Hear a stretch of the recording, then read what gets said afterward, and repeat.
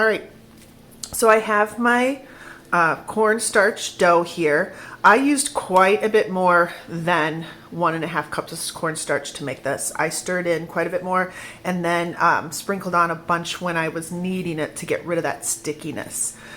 All right, for this butterfly, we're gonna start with 4 relatively equal sized balls of clay. So I'm gonna rip off about 1, 2,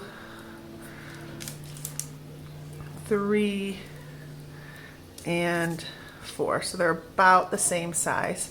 And I'm going to tear a little bit off for my butterfly's body. Probably don't even need that much. Okay. Anything you don't use and you want to use later on, I would store in a Ziploc bag or wrap in saran wrap or plastic wrap. Now for this one, I'm going to roll these into 4 spheres. 1,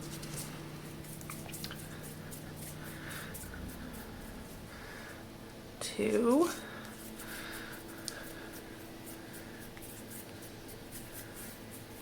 3, and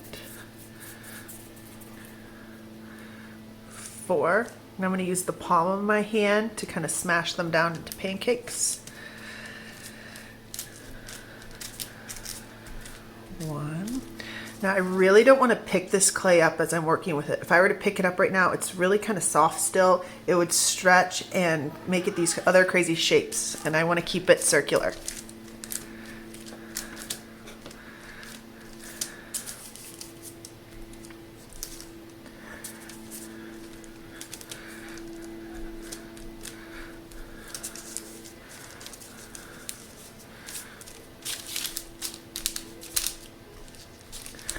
Okay, so I'm going to turn these into the butterfly wings. I'm going to add a little bit of water right here and here, kind of act like glue. This is pretty sticky clay, so I think it'll stick together, but just to be sure. And I'm going to overlap that a little bit and overlap that a little bit. Again, I'm not picking it up for very long. I'm trying to keep it together. Okay, so I have these 4 pieces of clay together. These are going to be the wings of my butterfly, and now I'm going to turn this into the body. So I like to start with just like a little round ball of the clay. Oops, gotta squish it back together. Okay. And after I get in the ball shape, I kind of go back and forth with my hands, get that little wormy shape. Okay. I'm going to add them right here in the middle. I'm going to scratch up my clay a little bit to kind of make it rough. We talk about in class making it like Velcro so that it sticks together, it grabs onto each other. I'll do the same thing onto my little caterpillar body here. Turn him into a butterfly.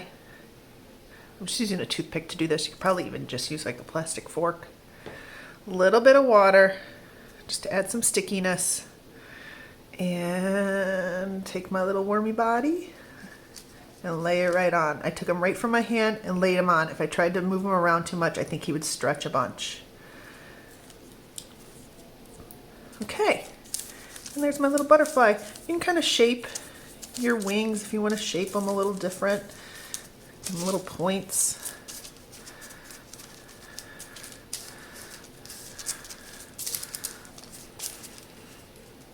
Do not pick it up yet. I would not pick it up at all yet because you'll just stretch it out into different ways that you might not want to stretch it out. So I'm working with it flat on my parchment paper. You're going to want wax paper or parchment paper underneath. Do not work directly on your table. It'll get stuck.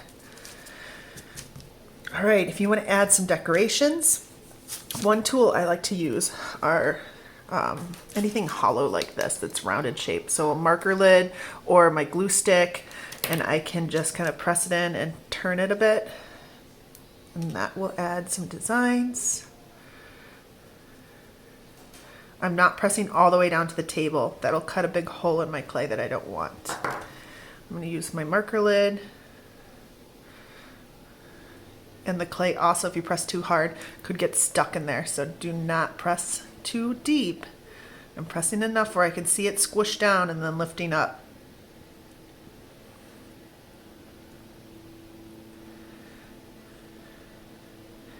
Now if you want to be able to hang this butterfly, you could cut some holes in it. I'm going to use my toothpick and kind of stick it in. You could use a plastic straw and push it all the way down to get a hole. Now I'm going to make my holes a little bit bigger because I've noticed that they start to shrink as this clay dries. And as it's drying, if you notice it's shrinking, just take your toothpick again and just kind of open them back up. I'm going to leave this completely flat to dry on my parchment paper. Depending on how thick you made your clay butterfly will depend on how long it takes to dry. But for now, I'm just going to leave it flat on my parchment paper to dry in this shape. All right, so I'm on day 2 of this project. I finished the butterfly yesterday. I let it dry overnight.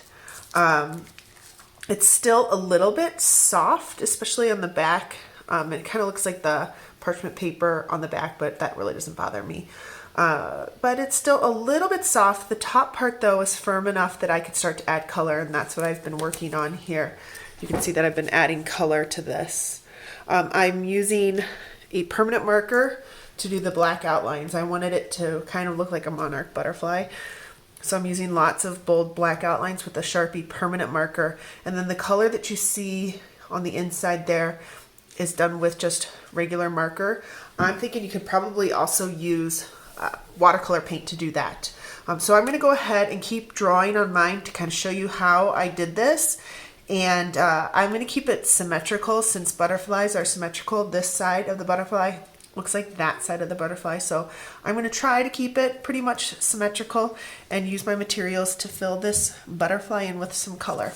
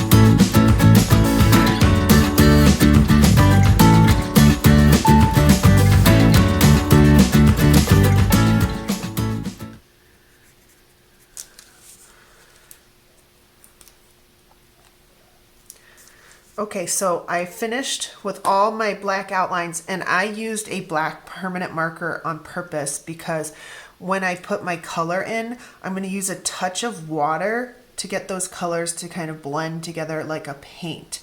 You could probably use watercolor as well, but if I used a regular black Crayola marker to do all that work that I just did and then touched it with a paintbrush that has water on it, that black is going to bleed.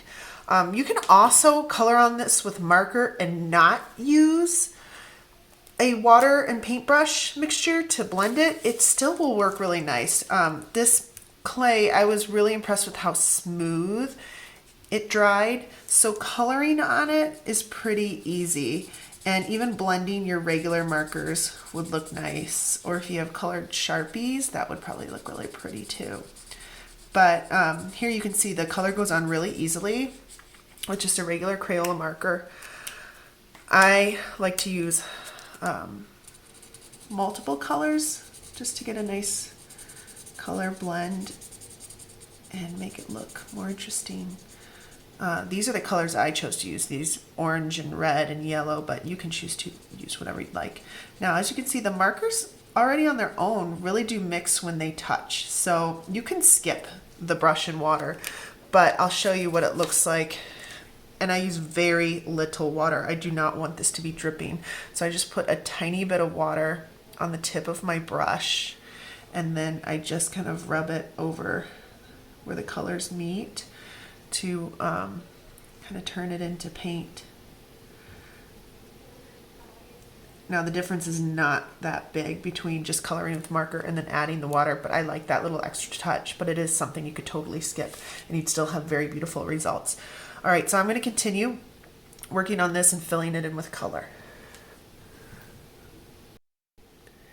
All right, here are my finished results. I stuck with the red, orange, and yellow color scheme on my wings. I left some areas just white like the doe. And to do the caterpillar's body, I did use some of that black Crayola marker just to add some texture in there so it wasn't completely black. Mine's still a little wet, so I'm going to let it dry. But once it's dry, I left those holes so I can put a little string through and it can hang.